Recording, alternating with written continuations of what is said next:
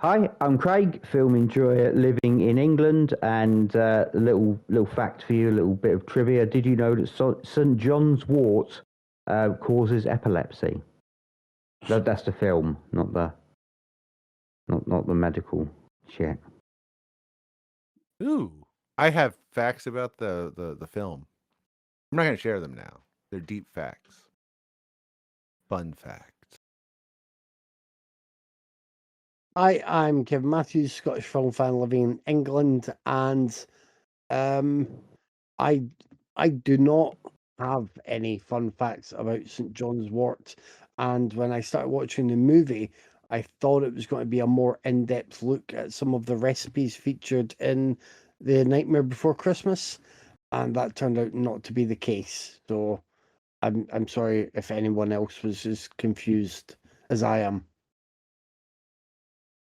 I'm Dave Gray, and this week I didn't learn, I already knew it, but I had it confirmed that there is only one good exorcism film ever made. But do you know what I did learn? I will share what I did learn. When The Exorcist came out, there were 0 professional exorcists in the United States. In 2016, there were 50 exorcists, professional Catholic Church, approved exorcists. You want to guess how many there are now? Wait, I could go back and get the stats. I already told you. I know. No, there's 150 in the U.S. and 905 globally. So if you ever wanted, think maybe just The Exorcist came out and people with like really shitty children were like, well, no, they used to go possessed by Satan rather than just horrible children. It actually it coincides with the rise of white Christian conservative Christian nationalist identity politics. So there's a reason for it. While folks stop going to school and talking to shrinks and instead getting exorcisms, but that's a bit more complicated than we usually go into. I mean, are you saying you guys usually go into? Are you saying that you believe the number of exorcists available at the moment is surplus to requirements? I think yes. As a matter of fact, I believe 50 was surplus. I mean, people might not get that, but that is gold. I'm telling you, people, that is gold. Yeah. I'm Tyler Hosley, and I just got home from the Bukkake party. It was a disaster. Nobody came. And this is Raiders of the Podcast. Oh, yay! Oh, yay for Raiders, but boo for that joke. That's not a joke. It's a tragic story from Tyler's own Tyler life. never goes anywhere where someone doesn't come. it's real life, man. Tyler walks in a door and someone comes. I've known him too long to believe that's not a joke. That's why my floor looks like a glazed donut from Krispy Kreme, man.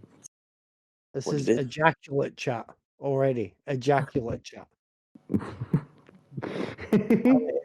I thought you were still debating mine based on the the dress code of priests and stuff. We've kept it classy for so long, but now no. Straight into the loving spoonfuls. Well, I didn't watch anything with ejaculate in it this week, unfortunately, but I did watch Domestic Disturbance. I've always really dug this one. It's just like a solid little early 2000s thriller. Travolta's good. Needs some ejaculate, obviously. It does. I would like to see Vince Vaughn ejaculate at least once. Yeah. But it hasn't happened yet. But he's really good in the villain role, even though he doesn't ejaculate. It's nothing original, but I found this one always rewatchable. It's just, even if it's like background noise, it's a good little thriller. And I watched Get Thrashed, which is a documentary on the history and progression of thrash metal. It's pretty solid. It's got some good interviews and some really good concert footage of the bands, but it's not the most well put together documentary. It was just a quick one I found on Tubi that was about metal, and I just wanted to watch it. It's pretty good. Like I said, the concert footage is really good, but it's just kind of cobbled together. But if you love metal, it's definitely worth a watch. I enjoyed that one overall. And besides that, I've just been watching the Mayans. I'm on season 2, and I'm really, really digging that one so far. And that's me. I had a bit of a dive, but before that, I want to talk about. I saw the newest Shudder movie, Shadow of God. It's well, if you hadn't guessed from my introduction, it's an exorcism movie, and it sucks. It sucks so bad, and I feel really bad saying that because the cast is actually pretty good. The lead guy is I don't have it right in front of me. Okay, here we go. Mark O'Brien, and he does really well with it. He does his absolute damnedest to make this character and this film work. Unfortunately, the rest of the cast is a bit of a mixed bag. Especially the guy that plays Lucifer is kind of absolute shit.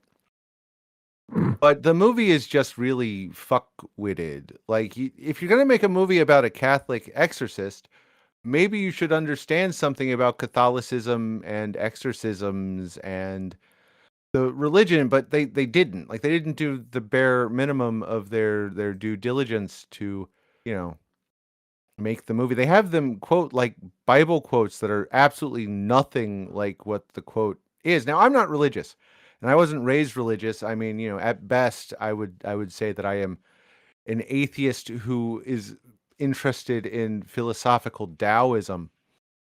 So not really, as deeply versed as someone who's writing a movie about a Catholic should be. It's lazy, it's half-assed. There's some okay effects in it, but besides some okay effect shots and the lead guy, there's no reason to watch this. Just watch The Exorcist again, because this is just boring, dull crap. It's just really underwhelming theist horror. I don't get how you can make a theist horror film where they talk a lot about spirituality and religion and not have even the smallest passing idea about that theology and religion. It's just the whole thing just blows my mind with how little effort they put into it. But they obviously had money and backing. They could have made something really good, and they chose to be lazy as fuck. So my dive was much better for me because of a certain film we watched this week. I went deep into some J-horror, and I love me some J-horror. I went back and I watched the first 2 installments of the Ju-on series, Ju-on the Curse and Ju-on the Curse 2. I also saw Katsumi, and I always say it wrong. 444444444. The short films. I really like Ju-on. I really like The Curse and The Curse 2. I mean, they're essentially, redone in the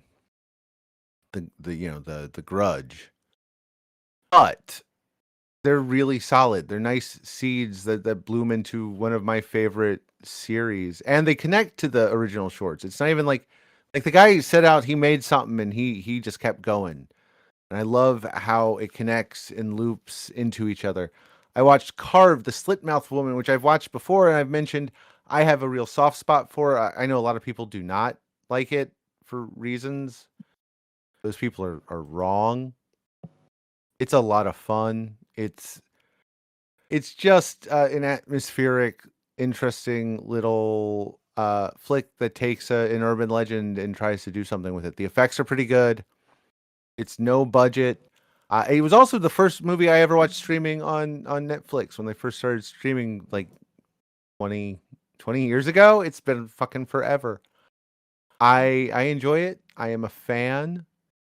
I know a lot of people aren't, but I think it's a solid one with some good kills and an interesting setup.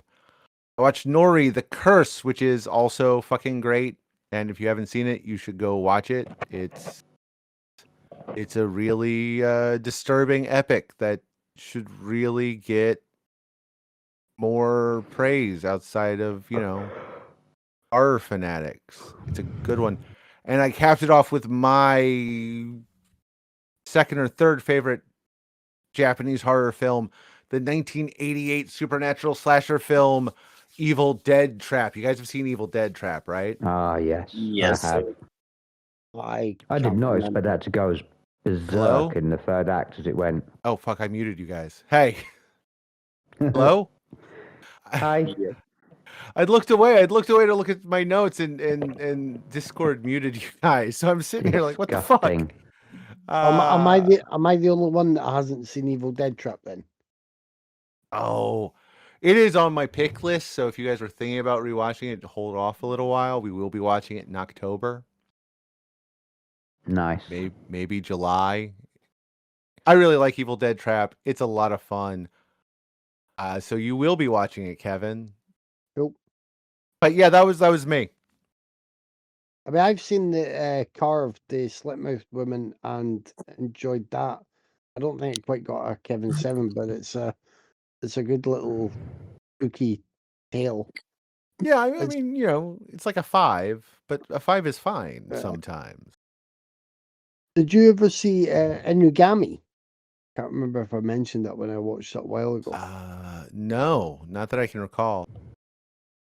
Not as sort of heavily leaning into the spookiness or any really intense horror, but it's a really good film that's based on idea. I think Inugami maybe means wolf spirit or dog spirit.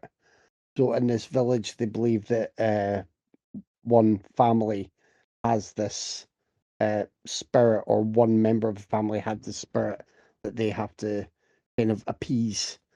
And yeah, I would mess it up if I tried to explain more, but it's a drama with that supernatural overtone, and I think you would really like it because it's very much about that. It's almost I would say it probably comes under the umbrella of folk horror. Yeah, it's in that way. it's on AMC Plus. I don't know if it's on Shudder, but it's on AMC Plus. It is on Shudder. I am going to. I didn't see that when I was looking through Japanese stuff on Shudder. I'm going to watch the shit out of that, probably as soon as we're done talking. Cool. Like, I wouldn't tell you to watch it if you're in the mood for grudge movies and Norway and all that, which are great. But I think it's one that I think it'd be enough there to interest you. Hopefully, I'm flexible. Yeah, I know. I've seen the videos. Yeah, So I watched. I'm glad somebody did. I watched some terrible stuff this week.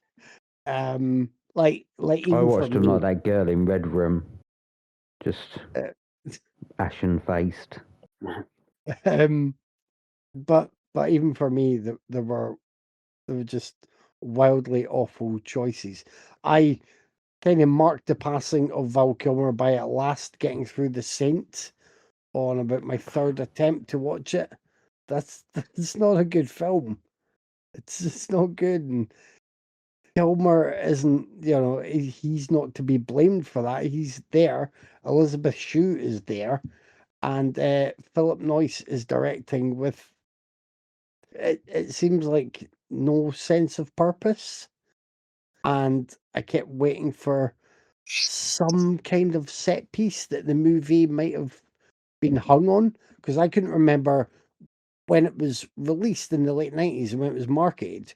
All I remember is I quite liked the updated version of the tune. I think it was Orbital that did the Saint tune. I like that funky dance version. That's all I remember about the film, and seeing some photos of Val Kilmer in some amusingly silly disguises. But I thought I'd missed all the marketing that showed some great set piece or some big action beat that made it worthwhile. I did not miss any of those things because they are not there. It is a film that essentially flatlines from start to finish, and the only real joy of it comes from the moments where Kilmer looks like he's having fun, which isn't all the time, but there are a few moments where he seems to be having a bit of fun, and that helps. But yeah, I had so many better choices I could have made, and I did not. And then this, like technically this isn't as bad, but it sort of feels bad. And I know if we made Dave watch this, there would be a volcanic rage explosion, and it would probably be a podcast ender just for that righteous fury. I God watched. damn it! I'm gonna watch it now. Are you though, Dave? I watched Unfrosted. Oh, I've seen Oh, Unfrosted. Jesus. Yeah, Yeah. yeah. I watched it when it was doing because I was sick and I was bored and I watched it and Oh, that would I end can't. somebody. I mean, not you guys. I love y'all too much, but if I ever get my I, hands on fucking Jerry Seinfeld, I can't recall. I can't recall the tsunami of rage I would expect from you. You probably did it, and I just filed it alongside standard Dave rage. So that's on me. But yeah, you thought I was kidding, but I wasn't. That wasn't hyperbole. That was Jerry Seinfeld should be beaten with a tire iron for real. What a it's comeback, just eh? yeah. 20 years of and nothing and then Unfrosted. it's so odd. And yeah, not only 20 years of nothing, but then actually a large period of time of him telling everybody that he just can't do comedy anymore. No, Jerry, you can't do comedy anymore because you've made it clear when you've made Unfrosted. That's what that tells everyone. It just goes on and on about, oh, While you Larry can't say David has been anything making anymore. comedy in the entire interim. Yeah. Yeah, and like I get it. He's made his money and he can still write gags, but not going on the evidence of Unfrosted, which is a film that has a lot of comedic talent in it. Some of whom I really like, and I didn't mind Melissa McCarthy in this. I'm maybe a bit of a McCarthy apologist, but she was certainly not the worst person in this. I enjoyed her. But this is a film with all of those people that Seinfeld sort of packs in there.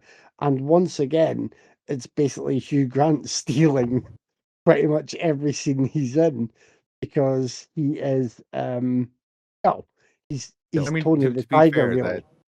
that is what Hugh Grant does now. Dungeons and Yeah. Dragons, he steals every scene. That horror movie he was in, steals every scene. I mean, that's just Hugh. But like he made this bearable being this classic Shakespearean actor who is quite miserable as the mascot of Tony the Tiger for a cereal company and wanting his respect and his dues. Like that was a good part of that. But the rest it's so odd and it's so bad. And it's one of those films that you wonder how people got together and made the series of decisions that are chained together to just have that be the end result. Really strange. And then let me know if I mentioned this one last week, guys. You know how forgetful I get. Did I mention watching Hostile Dimensions? I don't think so. Nope. No, not that I remember. Dropped on Shudder either this week or last, and it is the same writer director star as Death of a Vlogger. And Death of a Vlogger was a film that many horror fans really liked.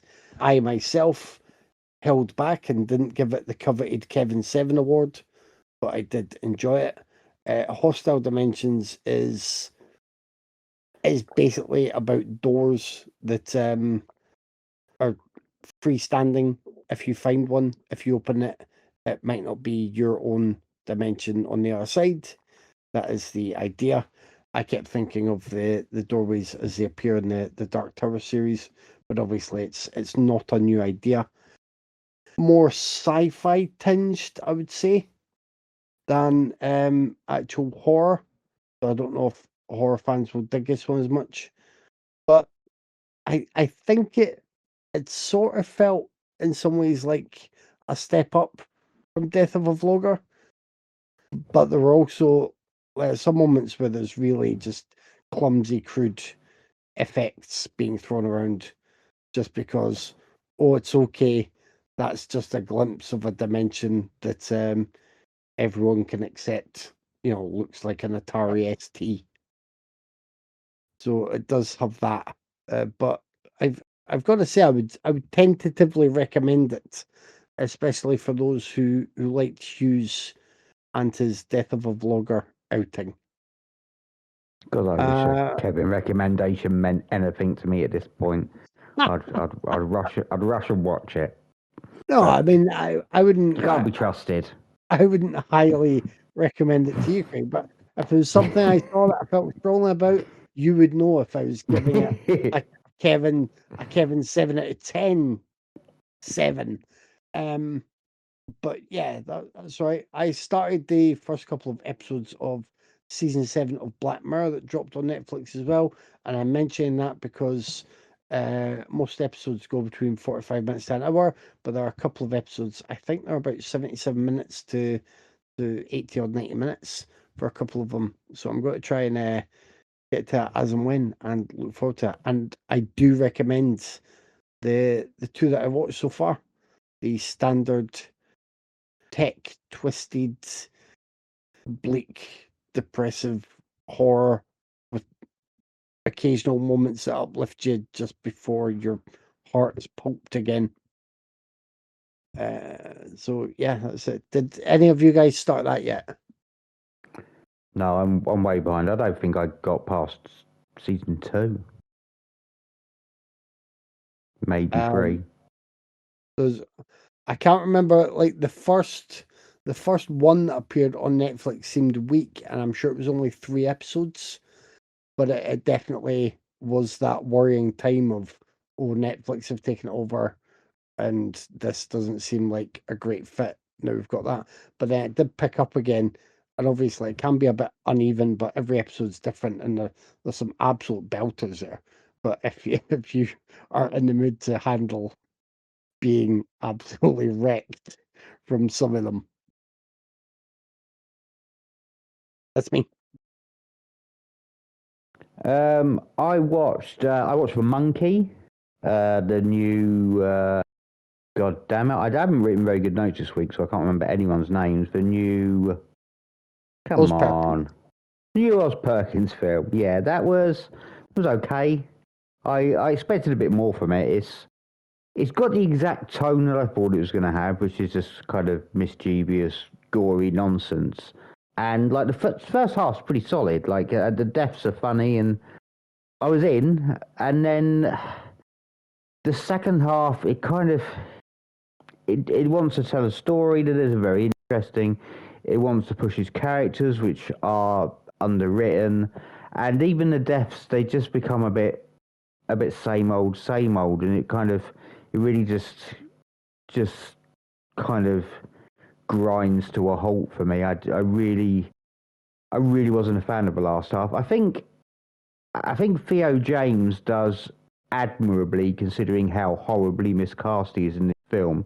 He does a pretty good job, but there aren't really any characters. There's no reason to get invested. So once you're kind of a little bit bored of the human bodies exploding, it doesn't really have a lot to offer.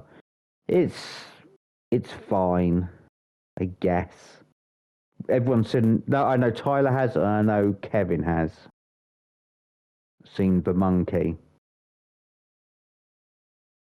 I have not. Okay. I have not cared enough for Osgood Perkins stuff to go out of my way for it. I wouldn't. It'll be on something at some point where you won't have to pay, and you can be disappointed also. Well, you won't be disappointed. You'll just be like, I told you so. Seems likely, yeah. That's how I like to be. Then I did a rewatch of Rolling Thunder, the 1977 exploitation film, and it is fucking fantastic. I like this more time I watch it. It is the only film that is as good as Quentin Tarantino says it is.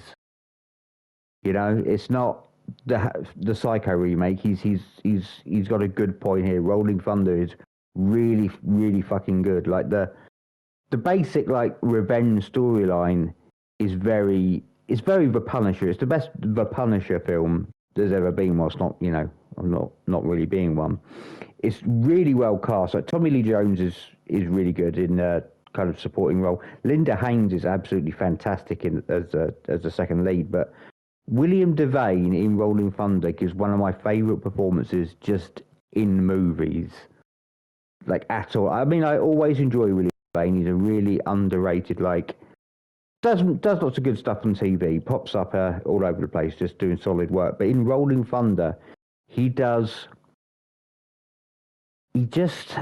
is so good at just being dead behind the eyes. Everything this character does in this film is just filed away in like missions. He sets himself little missions and he completes them without any emotion or joy. Even when it's like his child and his wife get killed and he goes out for revenge, it's just something he has to do, and he does it with all the emotion of, like, you know, taking the trash out, and it's a sad fucking movie, but it's a beast. It really is. I really, really, really like Rolling Thunder. I'm going to be picking that soon. I know Tyler's a big fan.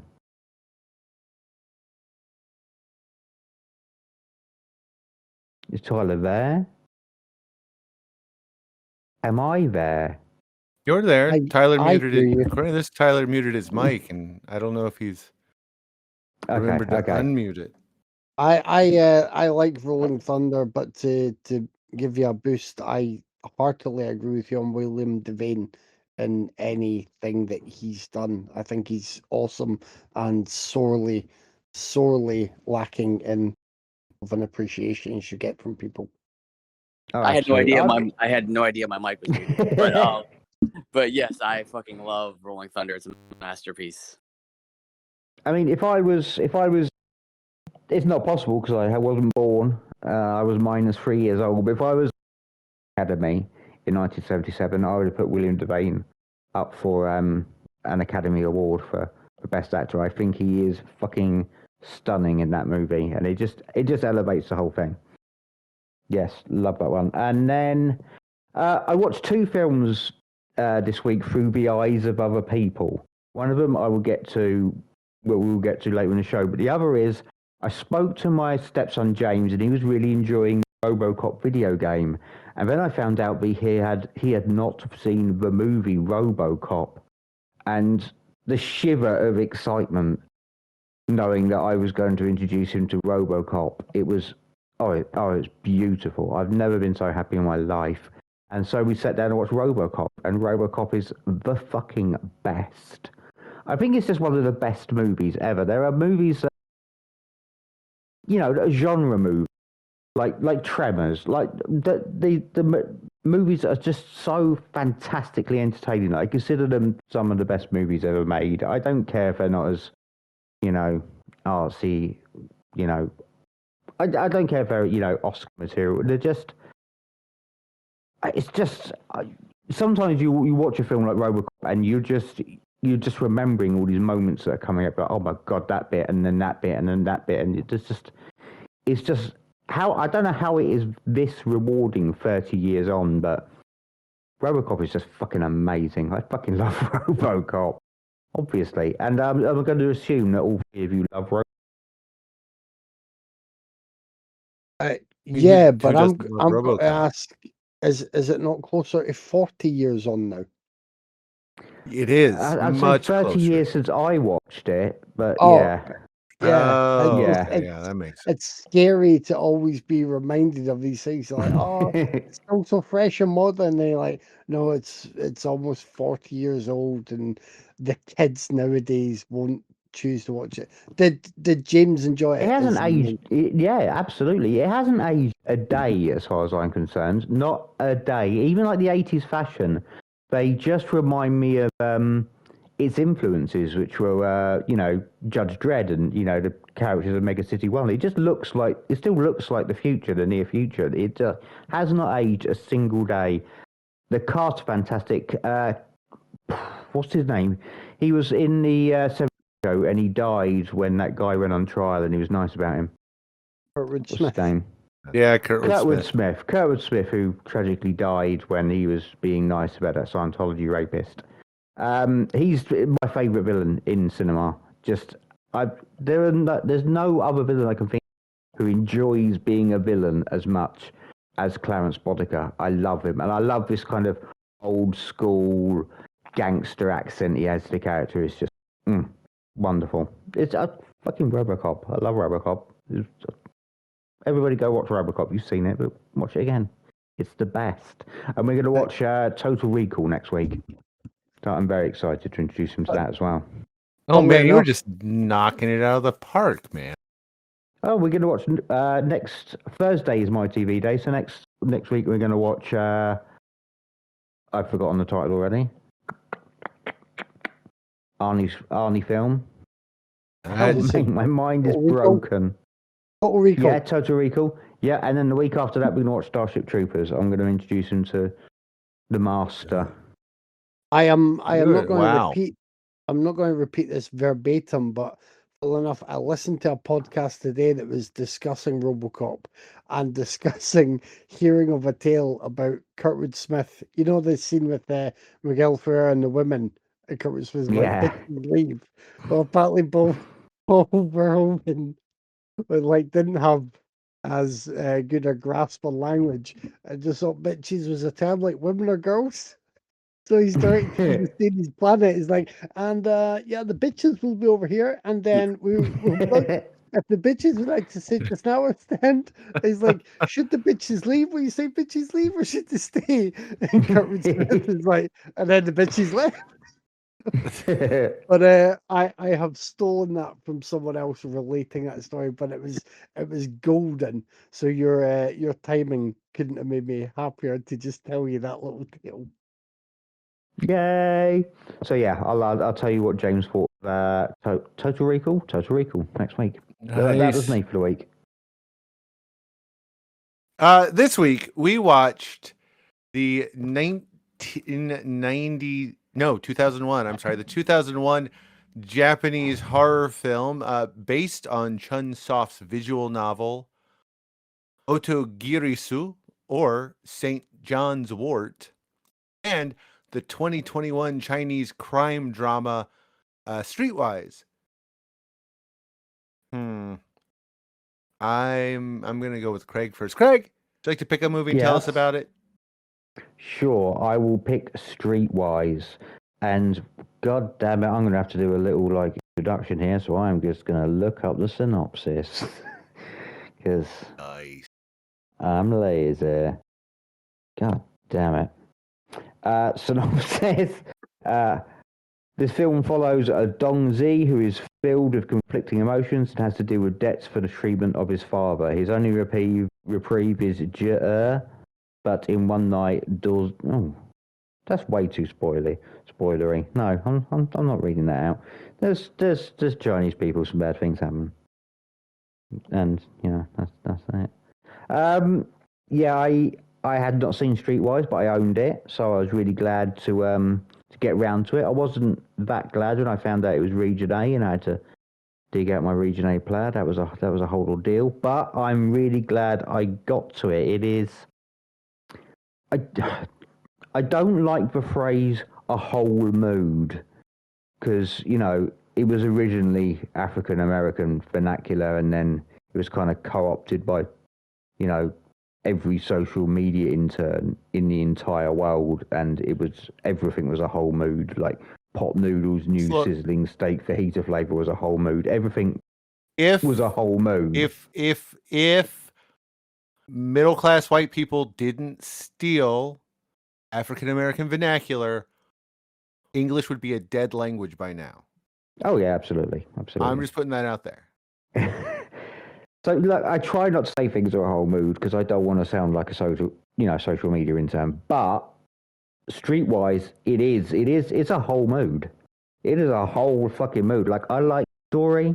I really, really loved the characters. I had deep affection for these characters, but this is less about them. This is a film about a time and a place, and it is expressed through sheer mood. A whole mood, if you will, and that mood is just being suffocated.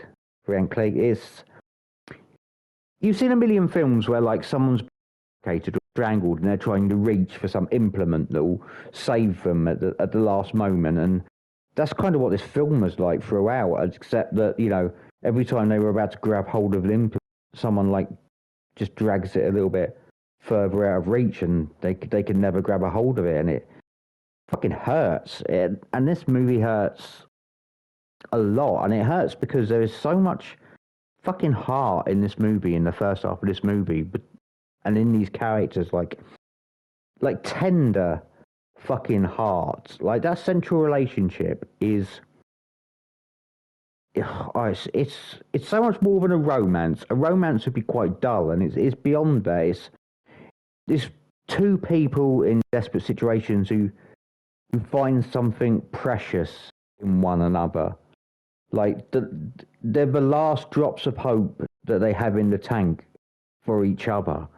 And it really, really got to me. And it could easily have been a real fest. And I don't think it was. I think it's got a really sly sense of humor. Like, it's got the, like, deadpan, melancholic, almost like absurd humor, especially in its imagery. Like, the cigarette butt and the broken nose, the protagonist's shoe up in a tree, the guy, like, dragging his happy face the rocks on the beach because he can't get, get his kite in the air. It's just there's got something, like, very human, very absurd in its imagery, and there's a lot more to it than just misery. I think the performances are fantastic. They're, like, really subtle. They're really sincere and nuanced. They really, really, they were heartbreakers. I think everyone in this film was fantastic.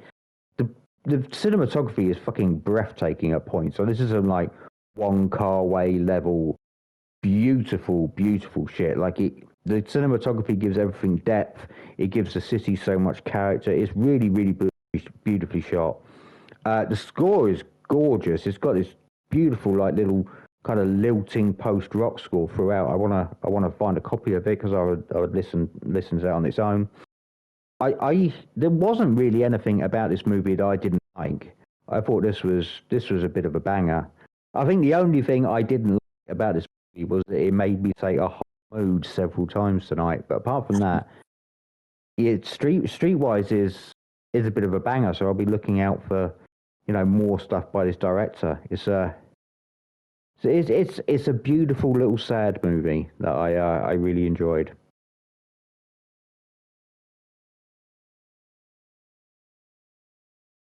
Do you want to go, T, or do you want me to go? Nah, go for it. Okay. I didn't own this, so I didn't have to rush and sort out my copy. But yeah, I obviously didn't love this as much as Craig, from how he has just waxed lyrical about it. But I did like a lot of it, and I did like once you. It's almost like once it kind of warms up and you get used to how the relationships are set up and where things are going. Like, Dongzi is a bit of a sad sack lead, and he's well played by someone who I'm not going. Luixo Lee. Yeah, exactly. That's what I said. So yeah, it's a good performance. I liked him, and there's also, I've got to It's a say, very Song Kang-ho type performance, I think. Just a kind of belligerent, slightly violent, but not very good at being violent. Kind of yeah, oaf. there's that anger and frustration in him, but there's kind of a physical, no, I don't want to say weakness, almost like a lesser capability. Like, he's left in Ineffectual. situations where he's getting beaten. Yeah. But he's really good in that role, and Mei Huang is really sort of good and is obviously appealing to his character. She plays Jiu'er. They're good. The dads, like, it's kind of fun when he's being also belligerent and quite a prick, and unrepentantly so, but also at times doesn't want his son making more trouble for himself, and almost acts as if he sees a way things will pan out better than his son. And you're waiting to see where that will or will not happen. And then the other character, who I've forgotten the name, is the person that Dongzi works with, kind of his mentor, who's there, debt collectors. I can't remember who played him. It was June, wasn't it? It was just June. Dave, do you remember? Yeah, I'm trying to remember. I wrote down all the names, but it was in Chinese, so and Facebook or no, Wiki didn't list everybody, so I was about to pull up the it doesn't match. IMDb. Doesn't really match who with who. Yeah. So I was about to pull up the IMDb while you were talking, but my internet is going slow today. So give me Anyway, of course they don't have pictures or names, so no. I'm gonna guess it's Yao Lu. Okay. Oh yeah, it has to be Yao Lu. He's an actor I've seen in other stuff, so Right. So he's really good, and also has that kind of sad sack quality and that desperation, and it's, but in a way he's worse than the lead because of choices that he makes. He's in a bad place, and he's making bad choices, whereas Dongzi is in a bad place and still trying to make at times the right choices, apart from when it comes to matters of the heart, and he's being led by his heart. So I like these different character arcs. I'm sorry, running parallel. I was wrong. The guy's name is Yu Aili. Okay. The other guy I had two options and I chose wrong. You have not chosen wisely. But that's fine. Oh, Yu Aili is he's good, so he plays Jun. Then I'll take your word for it. But I like these character arcs running parallel, intertwining, going to what. Unfortunately, like it didn't. Although I figured out what was happening, I didn't like the way this started and the way it ended. The very end. It just left me wanting, and those are kind of, they're quite important, considering how much I did get into the rest of the film. Once it warmed up, I got into it and started to see what was at stake for people and where things were going. And the end feels quite abrupt, feels quite unsatisfying for me. And I say the start felt quite disconnected.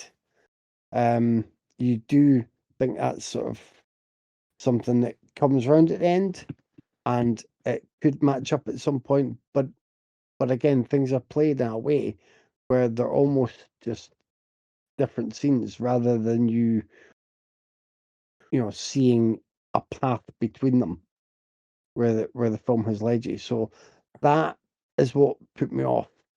Other than that, I like the whole middle section, and there are some great scenes in there, some great encounters between people who are just like, at opposite sides of either confrontation or just differences of opinion on how to act and how you should be carrying yourself if you're stuck between a rock and a hard place. And it was a real impressive debut from the writer-director, who is called, I'll try and pronounce it, is it Jiu'er Na? Jiu'er Na? Yeah, that would have been my guess. Yeah, I'm pleased with that pronunciation. I'm going to say no, and you mispronounced it, and you said something deeply racist. Well, I mean, Um, yeah, but close enough. So really, as I say, it boils down to I liked kind of everything in between, but it was important to me that it kind of worked as a complete piece, and that didn't happen because of the scenes at the very beginning and the very end, unfortunately. But still, it's a really really good debut.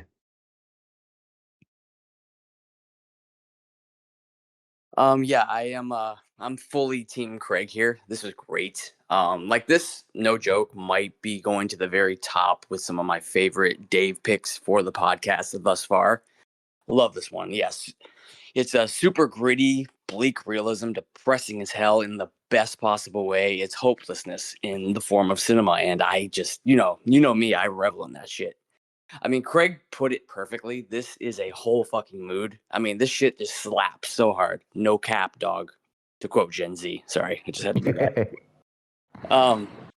Yeah, the cinematography is excellent. I loved all the neon. It's not very heavy on dialogue. I mean, there's dialogue, yes, but for the most part, it relies pretty heavily on its atmosphere, and I fucking adore the atmosphere of this entire film. You could argue style over substance, sure, but I mean that's my jam, man. This was right in my wheelhouse. Cast is really good. The lead is really fucking good too. The score is great. It's insane to me that this was a debut film for this filmmaker. I mean, it's harsh, sad stuff, but I found the whole thing like super meditative, almost like early Terrence Malick levels of meditation vibes here. Just great stuff. And like I said, top tier Dave pick for me. This was really fucking good. Yay! Yeah, this I really like this one a lot too. I hadn't seen this before. I had been going through a Chinese crime film kick, and there's a lot of folks involved in this who are really excellent. The cinematography is absolutely great, as was said. That was done by Jia Li, who I think this was their first feature. They'd done some shorts. I think I saw one back way years ago, back during COVID lockdowns, called Malicious Justice. I think that's what first put this on my my radar. It was edited by Jin Lee Kong, who has been an editor forever. She was one of the editorial team on Farewell My Concubine way back in 1993. She also edited The Wild Goose Lake, which is excellent, and you should definitely go watch. I was gonna pick that, but I was like, well, I've seen that one. So I was thinking, well, what else is there? And I saw Streetwise, and I was like, oh, maybe that would be good. But then I thought a little bit more, and I'd considered I'm brain farting on what it's called. Oh, Chapong Hot Pot, which is another crime thriller that stars Zhu Zhao Li, the lead here. But then I thought, well, maybe I'll make you guys watch Only the River Flows, which I've also watched recently and is also amazing, and you should definitely watch it if you get a chance to. Then I went, I've seen that one, but that stars Mi Yi Huang is one of the secondary actors in it, who is the lead in the lead woman in this. So that brought me to Streetwise, and I am so happy I picked this one. Only the River Flows, and I just brain farted on the movie I just said like 30 seconds ago, are excellent. And you should watch them. But Streetwise, you should watch first. It is fantastic. It is everything I look for in stuff. It is a solid narrative with fantastic character work. The cast all bring their A game. It is incredibly well shot and edited. This film is just really, really fucking good, and you should look it up. Here in the States, it is on it's on Criterion. It's on Criterion Channel to stream, and you can get a Blu-ray from Deck Analog. who does awesome work. You should look it up because it is totally worth your time. Top tier neo-noir, and you know how I feel we should always have more of those.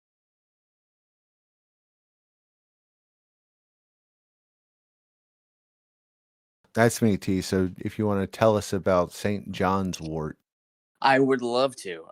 St. John's Wort is about a game designer and his girlfriend who drive out to an old mansion she just inherited to film background for a new video game that she calls St. John's Wort. Guess what? I really like this a lot, guys. Like a lot. It's a horror movie that only could have came out in 2001, though. I mean, the Resident Evil like setting kind of felt like a Japanese William Malone walked into a PS1 era survival horror video game. I mean, that super early 2000s hyper flashy editing. I love the editing in this. I know I'm probably going to be alone there, but I fucking love the editing in this movie. I love the music, the isolated setting, the super washed out color palette. Really like the lead characters too. And I mean, sure, the plot is a little disjointed and confusing, but a lot of the games from this era are also disjointed and confusing. So that's part of its charm for me. I mean, it's purposely designed to feel like you have a PS1 controller in your hand while watching this movie. And I love that. I love that whole vibe.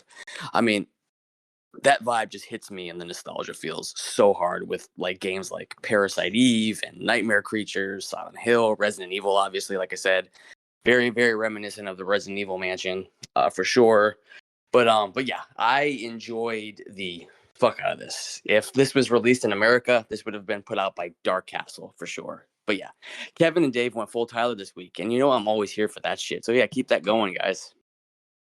We've been going full Tyler for weeks now. I know. We had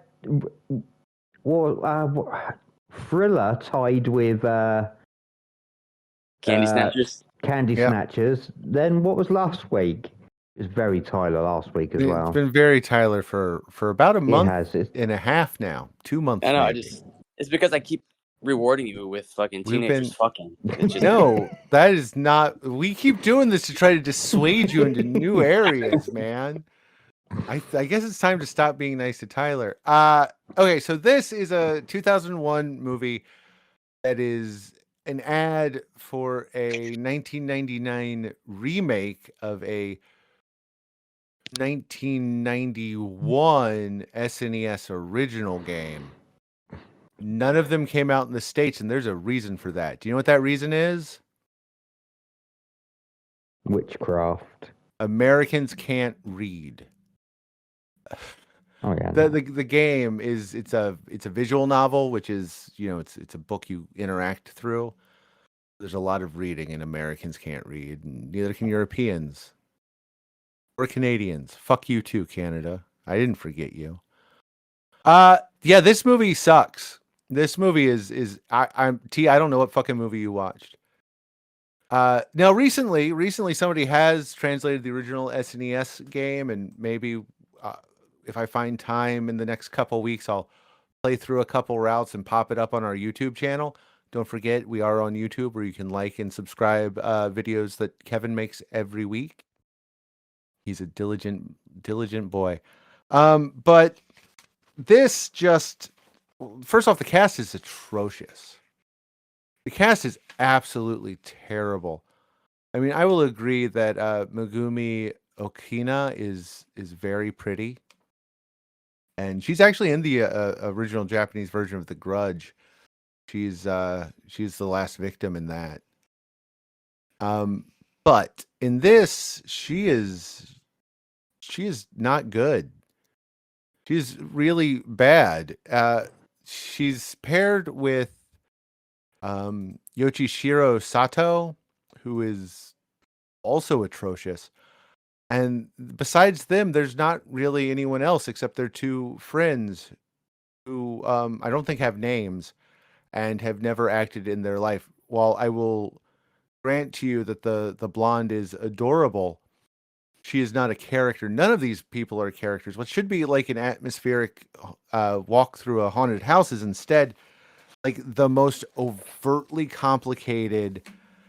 We have nothing going on, and we can't make atmosphere, so let's do some bullshit flash cuts every 30 seconds to try to trick people into either having a seizure or think something's moving on screen. It's just a slog. I am pretty forgiving when it comes to Japanese horror films. I am way forgiving when it comes to video game adaptations. But this was a chore, man. And worst of all, it didn't scratch that J-horror itch. Sometimes you're in the mood for something and it does not hit. This is a movie that is 100% just made for Tyler. Because it does things Tyler likes that no one else can really stand with. Even in 2001, this was too much. It's just a lot of desperation and very little anything. There's no scares. There's no story worth knowing. It's just a long ad for a video game none of us can play. I mean, and I'd be the first. I'll even fucking recommend a ton of visual novels. There's another visual novel film adaptation that's on my pick list also, but it's terrible and it's going to hurt us all.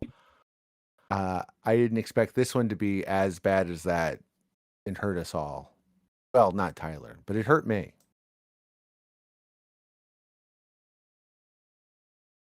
I was going to do a little joke. I was going to say that, Tyler was disappointed that Sir John's Wort wasn't the biblical STD epic that he had expected.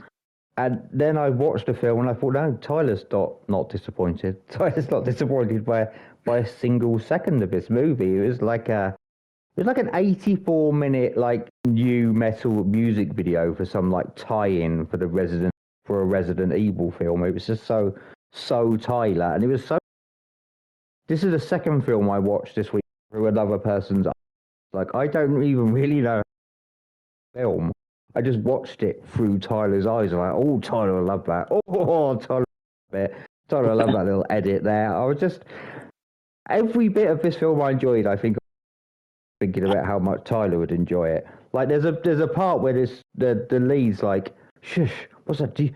Can you hear a child's voice? And all I'm hearing is boom, ba-da-da, bim, bum, ba-da-da-ba-da. Like Jonathan Davis noises throughout the film. I was like, this is Tyler's jam. This is like,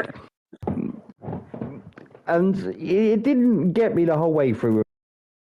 A little bit bored because it is kind of boring, but I think there's good stuff here. Like the aesthetic it was going for, and this is obviously the aesthetic it was going for. It does nail it. It does look like it's meant to look. I mean, I hate quite a lot of the editing because it's got one of my biggest bugbears is I call it the whoosh transitions. Like, your edits should not be making noises that are outside of the film. You don't do that. You need to stop that. Don't do it ever, ever, ever. It's one of the worst things that's ever happened in film ever. I hate it very much. And, the editing is just too hectic and very like, you remember those piracy adverts, Kevin? You wouldn't steal a car. You wouldn't punch a baby. Oh, yes. It definitely had the look of those adverts in the editing department. So there was some good editing later on as well. It's just kind of a mixed bag depending on what's happening, but it's a very specific aesthetic and that I don't like, but I was excited that Tyler would like it. And they ramped up the contrast like way too fucking much. But there are things I liked. Like the CCTV shots, they have an eerie quality. I liked those. And I think the set design is fucking on point. The set design was really, really good. The problem is it's uninvolving. When Resident Evil, the first one, came out, my well off, so I was like at least one generation of console behind at all times. So I had a friend whose parents had much more money than my parents, and he had a PlayStation and he had Resident Evil, and my first million encounters with Resident Evil were just watching this kid play Resident Evil. And St. John's Wort was quite similar, just watching someone else play a video game, just uninvolving with little moments that you can enjoy. Like, I actually thought the cast were fine. I think the antagonist performance in the third act was particularly good. It's just the characters, they're paper fucking thin. There is nothing to these characters at all. They're just cardboard cutouts, and it just makes for a fairly tedious tedious experience. It's a very dull mystery. It's uncovered with weirdly a weird lack of urgency considering what's going on in the movie. Like the whole middle act of this film is nothing. It is just doggy paddling, just keeping his head above water. Like nothing of note occurs except that at some point the lead actress gets changed into a really impractical outfit for the rest of the film. And I thought that kind of summed up St. John's Wort. Like all the consideration has gone into the aesthetics, and no consideration has come into like, now what do we do? Now where is this going? And it just kind of just flails about, and then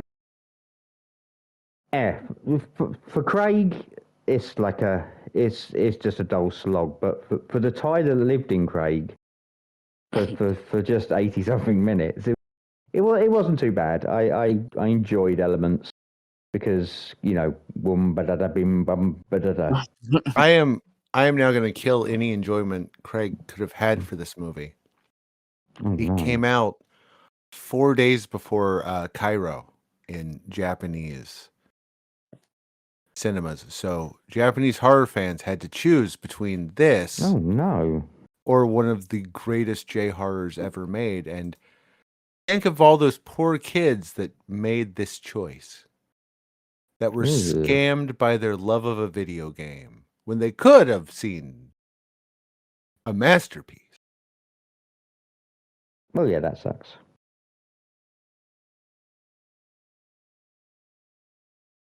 Is that me? Is everyone else spoken about this? Oh yeah, we've all gone. Yeah. Did you take a nap again?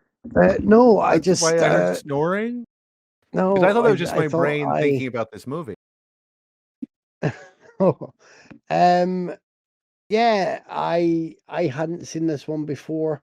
I picked it because I was excited about it. It was part of that J Horror Rising box set that I'd bought a while ago. And as I said, I've seen Carved, the Slit-Mouthed Woman. I've seen Nora the Curse. So it was between a couple of the others, and I went for this. And it seemed to have either had a pretty decent rep, or I'd just seen people chatting about it in a favourable tone. And I got my hopes up thinking this will be a good choice. And I quickly realised that could have been a mistake. Because yes, the one person that was going to love this was Tyler. Big's right about it being very similar to the anti-piracy ad in its styling. It's very slim. It's slight, and yet it doesn't even go as far as it could in terms of like the frights.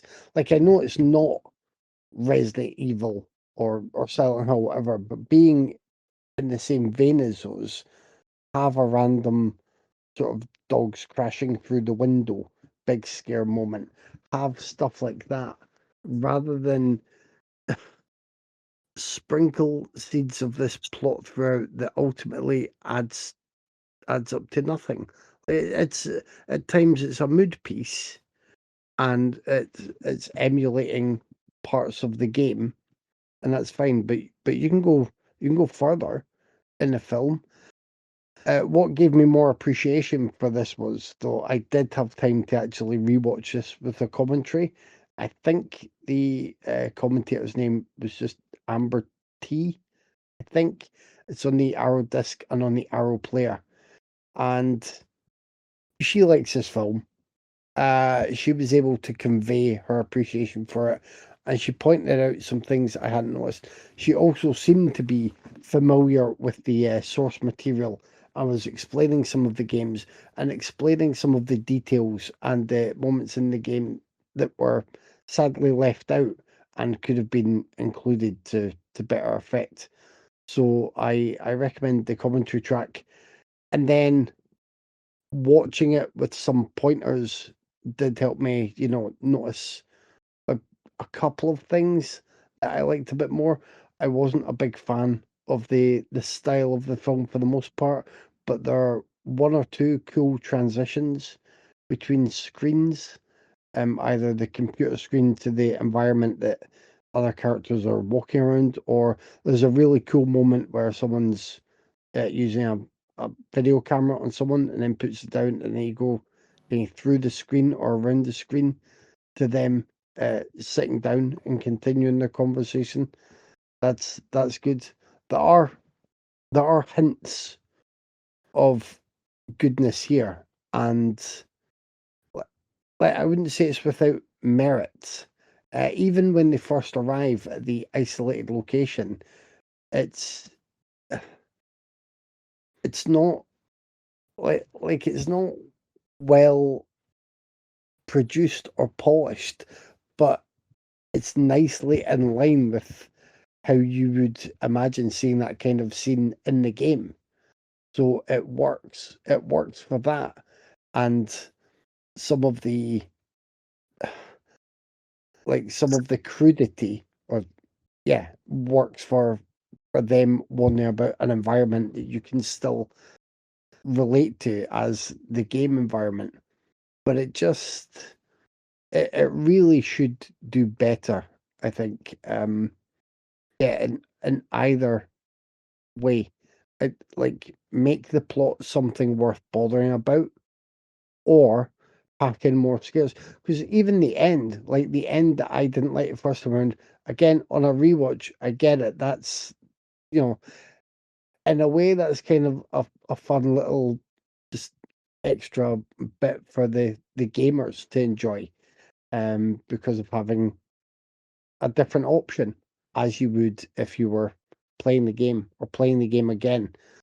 So I liked it when I looked into it a bit more and tried to learn a bit more about it. But yeah, as Dave said, this came out. Did you say it was like weeks before Pulse? Days before. Days, yeah. I mean, Pulse is Pulse is a far superior movie, and even some of the lesser video game horror movies around this time are films that I would put ahead of this.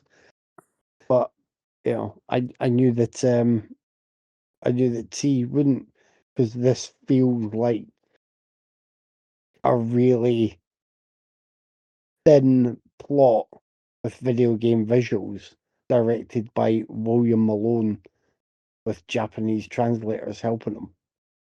I was like, well, I've got T's vote this week. That's that. I couldn't have guaranteed his vote anymore if I'd also sent him a cartridge of the game and said, there you go, also play that once you're finished. Although I did like Streetwise, so there's nothing that's a foregone conclusion. I ended up getting more enjoyment from this, though, because of finding a bit more out about it and appreciating what it was aiming for. But that enjoyment didn't come from everything as it was on screen. And yeah, I don't mind Megumi Okina, but the rest were. I mean, this really could have worked as a solo performance piece. Like they could have had pixelated people just wandering around her, and I would have been just as happy with that. So it was not the best choice on my part, but I came to appreciate it a little bit more on a second commentary accompanied viewing. Thinking about Pulse, I just learned that Kurosawa remade his own film Serpent's Path, but in French last year. Yeah, I noticed that. I like Serpent's Path. Me too. I'm really interested in this remake, but apparently it's not outside of Well, I mean, it's outside of France, but not. What's that word? I would steal this movie. So, that's what I'd have to do. Especially seeing this cast. Anyway, it's time to pick one. I think I speak for myself and everyone except maybe Tyler when I'm pretty sure it's Streetwise, right? Yeah, it's Streetwise. Yeah, Streetwise. Yeah. Yeah, I'm gonna go with Streetwise. I'll give you the sweep, but Boom. there's a but here. I There's 30 minutes always a but. into 30 minutes into St. John's Wort, I pulled out my credit card and was buying this shit on eBay. So I was just I fucking love St. John's Wort. And the DVD was only $2.99 free shipping, and it's an Asylum DVD, and that surprised me because I didn't know the Asylum produced this or put out the DVD. They must have just put out the distribution rights or something. But put out the DVD. Yeah, but yeah, it was produced by I had it written down, but I put away my notebook. So, but yeah, Streetwise, When I was great movie. Dave, you son of a bitch, I was taking notes about the video novel games and everything, and then as expected, you rattled them all off. I'm like, the one time I might have had some information to help contextualize the film and make me sound a bit smarter than usual. And Dave's like, no, I've played these games and I've read the books on it, and fuck you peasant, I will give you all this one of my all-time favorite games is a visual novel style game. I'm a pretty big fan of them. Actually, more than one of my all-time favorite games.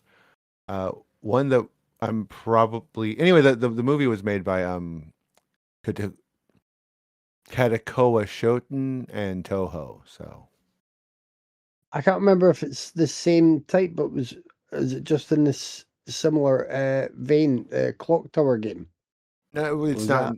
I mean, I love Clock Tower, but it is not the same type of game. Not a visual novel, yeah. No, that was a point and click. There were a few specifics mentioned, and then there were a few just kind of horror games mentioned in Clock Tower, Resident Evil, Silent Hill, obviously. What was the one that you made us watch the stuff for? The Fatal Frames? Fatal Frame's pretty groovy. Yeah, that's not a visual novel either. Was that the one you made us watch? No, was one you made us watch? Was it No. Night Trap?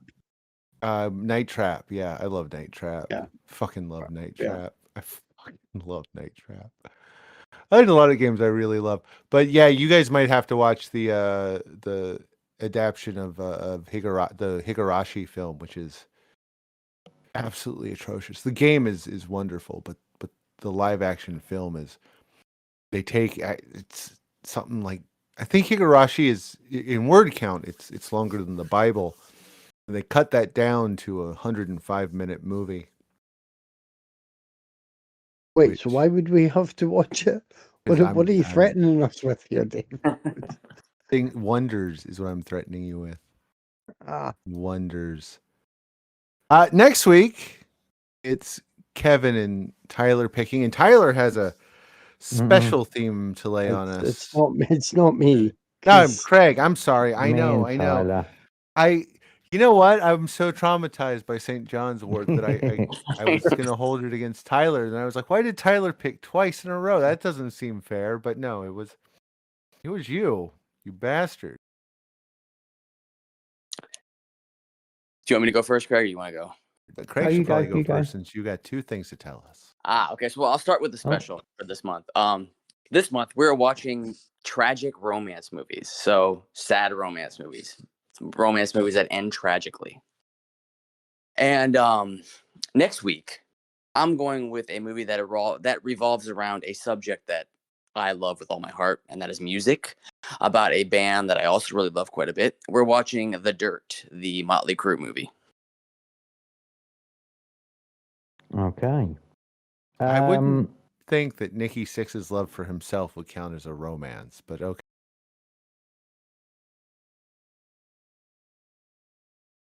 What's your normal pick? I think that was Tyler's normal pick, wasn't it? Oh, you No, want me that to was a tell you my- special pick. Yeah, your No, normal that pick. wasn't my special pick. That's my pick for next week. Oh, I You thought want- that was the special pick. You said what Oh, the no. special what? Okay, so what's your special pick? I'm sorry, I Oh, okay. misunderstood. Sorry about that. My special pick is Baz Luhrmann's Romeo and Juliet.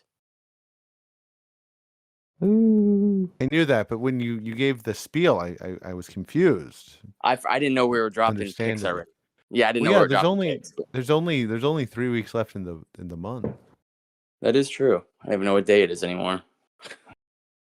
I might announce both picks as well. I might do my special pick because I think we're like a week late announcing them, so it gives people time to get theirs watched. Yeah.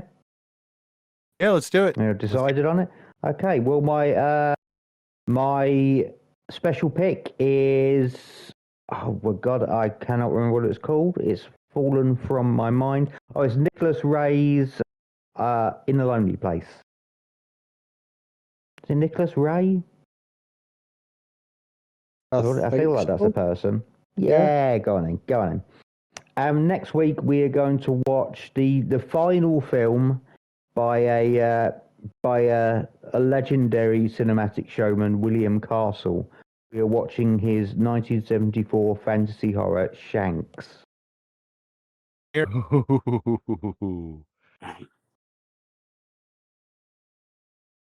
That's Wow. a weird. I mean, one thing you can always count on us for is an interesting and varied film selection. Motley Crue versus William Castle. Wait, Craig, Oh yes. wasn't it you who once watched Shanks and then I jokingly threatened to pick Shanks if I ever wanted to make you watch it again? I have never seen Shanks. You've never seen Shanks. Dave, have you I've never seen seen Shanks. I have seen Shanks. I don't remember discussing it on here, so I'm sure one of us discussed it, and I was like, possible. "Oh," jokingly being like, "It's going on the list," and I'm sure someone was like, "No, don't put it on the list." I mean, because that's the one with Marcel Marceau, so I have definitely seen it. The Mime? I'm pretty sure Yes, I the haven't. Mime. I'm 99% sure I have not seen it. I might be, it might be something. Is it It maybe damaged Craig so Scalps? much he has just repressed it. Did somebody No, watch a there's dodgy some horror weird called shit. There's no Scalps? way I've watched that before. No, I've seen Scalps also. Yeah. Oh God, I hate scalps so much. Right, it's maybe Yeah. Scalps I'm thinking of. So that might be it. And you've probably mentioned that as a properly hated one, and I've maybe joked about picking it for the podcast and never did. Please That don't. explains. That explains. No, I wouldn't. But that's why I was so confused when you picked Shank, though, because I was like, didn't he warn me off that one ages ago? Like, I why know would he put very himself little through that about thing? Shank. I just That's- William Castle. That's all I know, and that I own it on special edition Ultra HD. The world's gone mad, and I love it. And we finally get a Marcel Marceau film. I don't know how many movies he made, but he definitely made Shanks. I mean, Yeah. I only know that in Silent Movie that he was in. Hey, did you practice as you promised, or should I just? I ask did T? not. I forgot. T, you want to I'll give do it. him the I will do it. business? I'll do it next week. I would love to. It's funny. Just before I get to the business here, I thought I heard William, and I thought Craig has gone mad and picked the William Malone movie, so my heart fluttered just a little bit. I'm like, yeah, you really want to see me happy. We've been too kind to you to stop. We needed to go the other way. Craig really wants to see me happy. Not even William Malone's wife has her heart fluttering when she hears William Malone's name. And you're there like, oh, someone get me some smelling salts.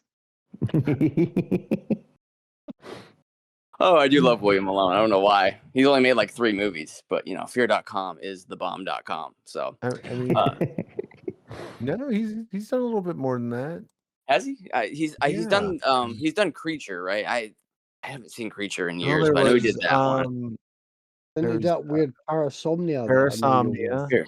He did Yeah, Madhouse House on Haunted Hill. and Madhouse, right? That was him with Jordan Ladd, I think. I think that was William Malone. I don't remember. There's far too many films just called Madhouse. Yeah, I was gonna count Weird World, if you remember that. Creature Scared to Death, and he did a 1975 Holmes and Watson movie, or Holmes and Wollstone, where a guy who has a robot that thinks it's Holmes fight an alien. It stars, and I've seen this movie more than once, and that's why I remember it. It stars Jerry Mathers, the Beaver.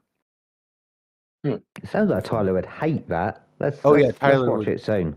absolutely hate it. Yeah, that sounds atrocious. Don't pick that because it's not. It It is not great, but it is on my list. It is now 20-1 here in the UK. Tyler, do the business. We're on Instagram, Raiders_of_the_podcast. We're on Facebook, where I sometimes remember to post stuff on Wednesdays. We have a YouTube channel where you can like, subscribe, and comment on Kevin's awesome videos weekly. We have a Discord. We have a Blue Sky. You can always email us at raidersofthepodcast@gmail.com. As always, thanks for listening. Thanks for joining me, guys. I'll talk to you next week. See you next week. Yeah. See ya.